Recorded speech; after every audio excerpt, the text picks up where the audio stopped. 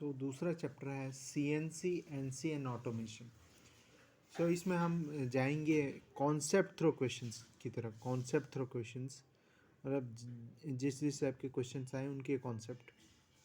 पहली बात, NC और CNC में कोई डिफरेंस नहीं है। NC मतलब न्यूमेरिकल कंट्रोल, ये होता है न्यूमेरिकल कंट्रोल विथ कंप्यूटर, होते दोनों न्यूमेरिकल कंट्रोल है। So even if the question mention NC या CNC, no difference. Important G codes. पहला जी कोड है G90। G90 का मीनिंग अगर किसी भी क्वेश्चन में लिखा हो G90, इसका meaning he is following absolute system. G91 इसका मतलब he is following relative system. Relative system of coordinate, मतलब कोऑर्डिनेट कैसे डिफाइन किए जाएंगे किसी भी पॉइंट के। जैसे फॉर एग्जांपल 8.59 क्वेश्चन में देख सकते हैं आप लोग, क्यू का हमें कोऑर्डिनेट बताना है विथ रिस्पेक्ट टू पी। तो इसका एक आसान सा मेथड, पहली बात पी का कोऑर्डिनेट निकालो। पी का कोऑर्डिनेट क्या होगा, जो भी होगा कितना होगा 3,5। और क्यू का कोऑर्डिनेट निकालो विथ रिस्पेक्ट टू ओरिजिन, कितना होगा 7,12। अब coordinate of Q with respect to P क्या होगा 7 - 3, 12 - 5, इसका मीनिंग 4,7। कुछ और इम्पोर्टेंट जी कोड जो क्वेश्चन में लिखे रहते हैं और काम आते हैं। पहला है G00। G00 का मीनिंग होता है रैपिड पोजिशनिंग। ये choose the fastest method. Fastest method हमेशा एक लाइन होती है, एक कर्व की बजाय। सो लाइन से जाओ, न कि कर्व से। ये क्वेश्चन में यूज़ हुआ, मैं बताऊंगा कैसे। G01 का मीनिंग होता है लीनियर इंटरपोलेशन। इंटरपोलेशन का मीनिंग कुछ नहीं होता, मूवमेंट होता है। लीनियर इंटरपोलेशन का मीनिंग होता है लीनियरली मूव करो। G02 का मीनिंग होता है, पहली बात G02 का मीनिंग होता है सर्कुलर इंटरपोलेशन क्लॉकवाइज। और G03 का मतलब होता है circular interpolation anti clockwise. Clockwise का मीनिंग ये क्लॉक है और ये एंटी क्लॉक। सो अगर हमें P से Q जाना हो, P से Q जाना हो तो हम जा सकते हैं या तो ऐसे या ऐसे। अगर ऐसे जाएंगे तो क्लॉकवाइज इंटरपोलेशन है, ऐसे जाएंगे तो एंटी क्लॉकवाइज इंटरपोलेशन। अब मैं कुछ बताना चाहता हूँ कोड कैसे लिखते हैं। और कोड लिखते हैं दो पॉइंट के बीच, मतलब समझ लो एक पी पॉइंट से क्यू पॉइंट पे जाना है पर सर्कुलर पाथ फॉलो करके, वो भी क्लॉकवाइज। और हम इसे बताएंगे एब्सोल्यूट सिस्टम से। एब्सोल्यूट सिस्टम से तो पहली लाइन होगी N01। N01 डिफाइन करता है कि फर्स्ट लाइन है ये कोड की।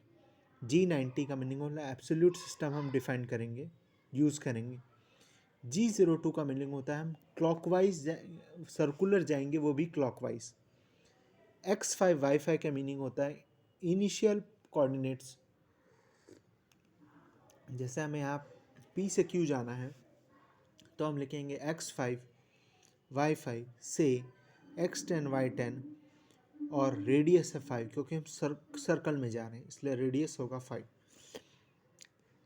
अगर यही स्ट्रेट लाइन में जाती तो N01 G90 क्योंकि एब्सोल्यूट सिस्टम, G01 क्योंकि लीनियर इंटरपोलेशन, X5 से Y5, X5 Y5 से लेकर X10 Y10 तक, और क्योंकि लीनियर जा रहे हैं तो कोई रेडियस आएगा नहीं।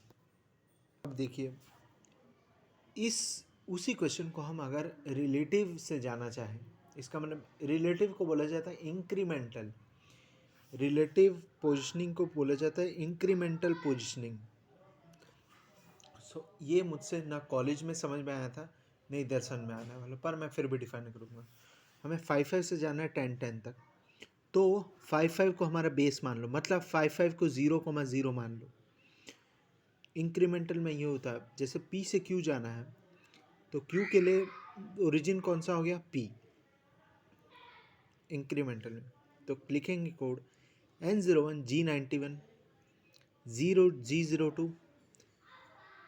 Q का कोऑर्डिनेट क्या है विद रिस्पेक्ट टू P, अगर इसको 0,0 माने तो 5,5। सो X5 Y5 रेडियस 5, या फिर ऐसा भी लिखा जा सकता है X0 Y0 से X5 Y5 R5। पर क्योंकि x0 y0 को हम छोड़ देते हैं तो हम लिखते हैं direct n01 g91 g02 x5 y5 r5.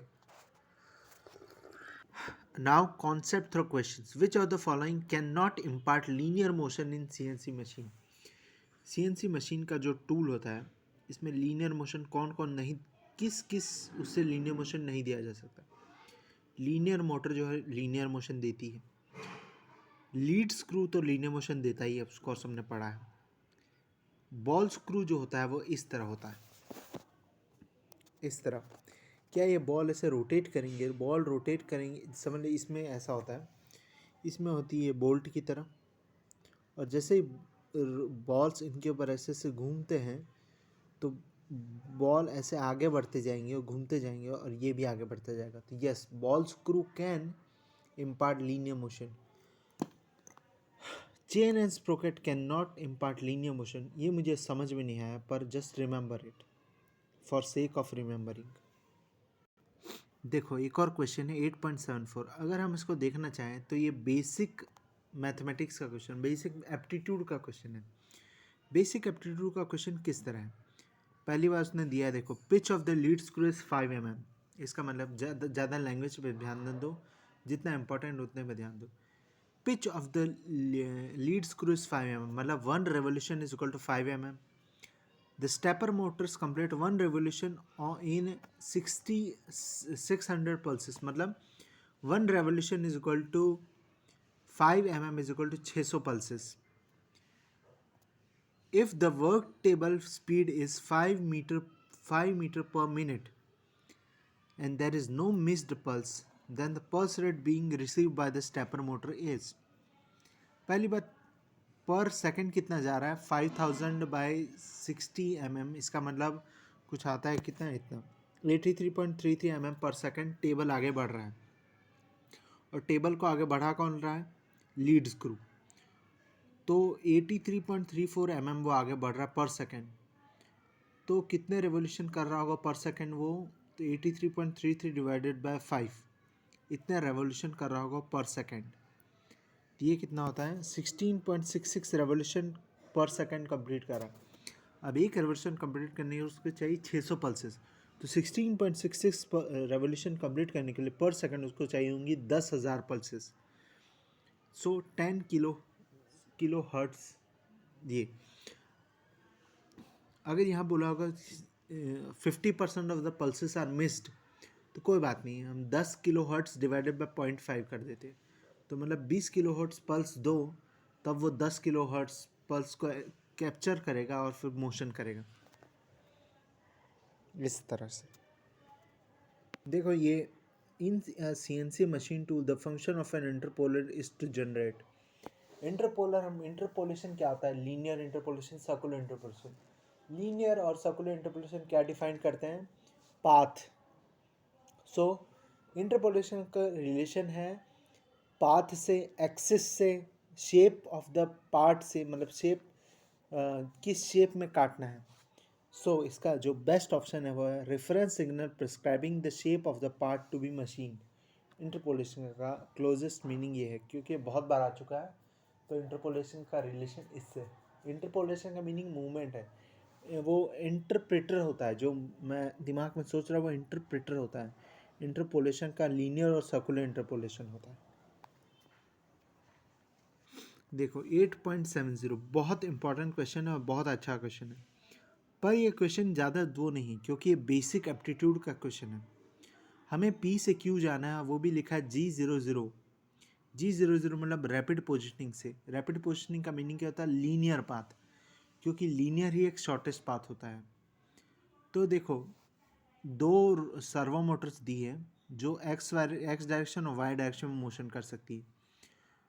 तो मोशन एक्चुअली होगा कैसे, देखो सब छोड़ो, पहले एक्स मोटर को पकड़ो. एक्स मोटर को कितने तक जाना है, 300 से लेकर 200 से 800, मतलब 600 mm कवर करना है. और ये पर उसमें पर रेवोल्यूशन में 0.5 mm कवर करता है. सो और 800 RPM उसकी स्पीड है, मतलब 1 रेवोल्यूशन में 800 बार घूमेगा और 0.5 पर उसमें, मतलब 400 mm जाएगा पर मिनट. पर उससे जाना कितना 600, तो इससे लगाएगा 1.5 मिनट। एक्स डायरेक्शन में मोशन करने के इसको 1.5 मिनट, वैसे ही वाई डायरेक्शन में मोशन करने के लोग लगेंगे इसको 0.75 मिनट्स, क्योंकि इसे जाना है 300 से 600 मतलब 300 mm, और सेम सर्वो मोटर है इसका मतलब 400 mm तो पर मिनट जाएगा, पर जाना उसको 300 mm है, तो 300/400 इक्वल 0.75 मिनट लगेगी। पर देखो टाइम होता है एब्सोल्यूट, टाइम होता है एब्सोल्यूट का मीनिंग अगर दोनों मोटर साथ में चल रही है तो इसका मीनिंग ये है कि जब देखो उसके वाई मोशन को 0.75 मिनट लग रही है, तो पार्ट देखो कैसे जाएगा, टूल कैसे जाएगा। अगर दोनों अलग अलग चलती तो टूल जाता है ऐसे फिर ऐसे, पर क्योंकि दोनों साथ चल रही है पहले जाएगा टूल, यहाँ स्टार्ट होगा, ये इधर एक्स डायरेक्शन कुछ वाई डायरेक्शन मोशन भी हो जाएगा, एक्स डायरेक्शन वाई डायरेक्शन, ऐसे ऐसे करके नहीं, ये तो मैं स्मॉल स्टेप बता रहा था। देखो ऐसे ऐसे नहीं जाएगा, ऐसे ऐसे नहीं जाएगा, ये जाएगा कुछ ऐसे,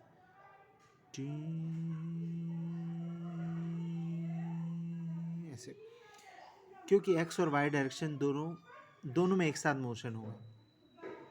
सो important thing is Y direction में जाने के लिए उसको सिर्फ 0.75 मिनट चाहिए, तो मतलब 0.75 मिनट्स में पहली बात तो वो कवर कर लेगा आधा एक्स का डिस्टेंस और वाई पूरा कंप्लीट हो जाएगा। उसके बाद एक्स ही बचेगा जो होगा आधा, आधा मतलब 300 mm, उसको और 0.75 मिनट लगेगी, मतलब वाई मोशन खत्म होने का वाई मोटर रुक जाएगी, फिर एक्स मोटर चलेगी, जैसे कि ऐसे ऐसे पाथ होगा। पीछे क्यों जाना है तो वाई पहुंच गया पूरा 0.75 मिनट में और एक्स भी आधा कवर हो गया, फिर ऐसे 8.68। देखो 8.68 एक बेसिक वेक्टर का क्वेश्चन है, ओ पी वेक्टर है, उसको हम 30 डिग्री घुमा देंगे तो ओ क्यू वेक्टर बन जाएगा। तो क्यू का वैल्यू क्या होगी, कुछ नहीं, डॉट प्रोडक्ट निकालो, क्रॉस प्रोडक्ट इज नॉट, वो है अच्छा नहीं क्रॉस प्रोडक्ट, देखो ऐसे डॉट प्रोडक्ट निकालो, कुछ नहीं, फिर एक्स और वाई की वैल्यू सब्सटीट्यूट करके देखो जो आंसर में फिट कर जाए। 8.67 इंटरपोलेशन, इंटरपोलेटर का कनेक्शन एक्सिस मूवमेंट के साथ है, अभी भी समझाया हमने। Now I will like to explain 8.66 question. Circular arc on a part profile is being machine on a vertical CNC milling machine, कोई काम का नहीं statement. CNC part program using metric units with absolute dimension, absolute system use हुआ है, is listed given below। N60 मतलब code की 60th line है, उसके पहले की लाइन है वो क्या, मुझे कोई लेने देनी। G01 का मीनिंग है लीनियर इंटरपोलेशन, X30 Y55, यहाँ पे कुछ मिसिंग है, कोई बात नहीं। ये कोऑर्डिनेट दे रहा है किसका, इसका इस पॉइंट का 30,55, ये रहा 30,55, ये किसी पॉइंट से लीनियरली आया है यहाँ पे, ठीक है। N70 G02, G02 मतलब क्लॉकवाइज रोटेशन होगा, ये होता है क्लॉकवाइज। X50 Y35 R20, पहली बात कौन सी एब्सोल्यूट सिस्टम है, so he should have written G90, he should have written G90। X50 Y35 R20 means from 30-55 I have to go 50-35, so और लीनियरली जाना है मतलब सेंटर कहीं इधर होगा। This line has nothing to do, पहली बात हमारे सिलेबस में सिर्फ XY प्लेन है, Z का कोई भी कोऑर्डिनेट होगा कोई लेना देना नहीं। पहली बात उसने ट्रैप करने की कोशिश की क्योंकि Z5 मतलब प्लेन Z प्लेन सेम ही रह रहा है, मतलब XY प्लेन की बात कर रहा है। Coordinate of the centre of the arc, ये है सेंटर, तभी तो ऐसा सर्कुलर आर्क बनेगा। तो इसको अगर देखें तो ये होगा R20 मतलब 20 नीचे और 20 इधर, ये होगा पॉइंट। ये देखो 8.65, इसमें फिर कोऑर्डिनेट ऑफ क्यू पूछा है, उसको अगर कुछ एंगल घुमा देंगे, ये फिर वही उसी क्वेश्चन उसी टाइप से क्वेश्चन से बनेगा। बेसिक डॉट प्रोडक्ट करो दो वेक्टर्स का, और फिर we know dot B is equal to B dot A, just for a if useful somewhere. अब हम करते हैं 8.61। क्या बोला है? Incremental mode. इंक्रीमेंटल मोड का मीनिंग G90 वाले सब हट जाएंगे, दो बचेंगे, दो ऑप्शन। फिफ्थ लाइन है। सो हमें जाना कहाँ? 2020 से 1010 G03 कैसे जाना है? कहीं लिखा क्या? 2020 से 1010। पहले इसके लिए हमें पॉइंट बनाना पड़ेगा। 2020 इधर होगा और 1010 होगा इधर। तो मैं ऐसे भी जा सकता हूँ, ऐसे भी जा सकता हूँ। तो इसके लिए मुझे सेंटर पता नहीं चाहिए। सेंटर है 210, मतलब 2010, मतलब यहाँ पे 20, यहाँ पे 10, सेंटर इधर है। 20 और 10 मतलब ऐसे ही जाएगा मोशन, और ऐसे मोशन जाएगा तो ये हो गया anti clockwise. Anti clockwise G03 या G03। अब जाना किधर है? रेडियस से 10, ठीक है। हमने इंक्रीमेंटल में पढ़ा था कि जिस पॉइंट से, जैसे P से Q जाना है तो P को मान लो 0, Q को मान लो Q को P के हिसाब से डिफाइन करो इंक्रीमेंटल सिस्टम में। तो P को 0, तो Q इसके हिसाब से है इस मोशन में -10 और इधर -10। ओरिजिन से -10 नीचे, इधर -10। So that's why here is written x -10, y -10, r 10।